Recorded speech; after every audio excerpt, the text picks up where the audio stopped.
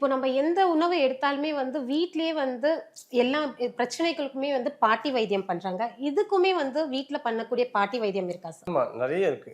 அ பார்த்தீங்கன்னா வந்து கடுக்காய் தோல். சுவரனம். ம். கடுக்காய வந்து பவுடர் ஆக்கிட்டு, ஒரு சிட்டிகை அத எடுத்து பசும்பால்ல கலந்து நம்ம ஓகே. வந்து குடிக்கலாம். பால்லயே டைரக்ட்டா கலந்து குடிக்கலாம். பால்லயே நேரடியா கலந்து, நம்ம நைட்டு மட்டும் குடிச்சிட்டு வரலாம். ஸோ கடுக்காய்க்கு வந்து இருதயத்த பலப்பண்ணக்கூடிய ஆற்றல் அதிகமா இருக்கு. ஓகே. வேற என்ன நம்ம பண்ணலாம்னா, பூண்டு பால்னு ஒரு ப்ரிப்பரேஷன். ஓகே. அது அ எப்படி சார் பண்றது? ஆ அதே மாரி பசும்பால்ல வந்து அ 5 பல்லு பூண்ட வந்து போட்டு காய்ச்சணும். ஓகே. காய்ச்சின பிறகு பூண்ட சாப்பிடணும். அப்புறம் காய்ச்சின பால்ல வந்து கொஞ்சமா மஞ்சள் தூளும், மிளகுத்தூள் போட்டு அந்த பால குடிக்கணும்.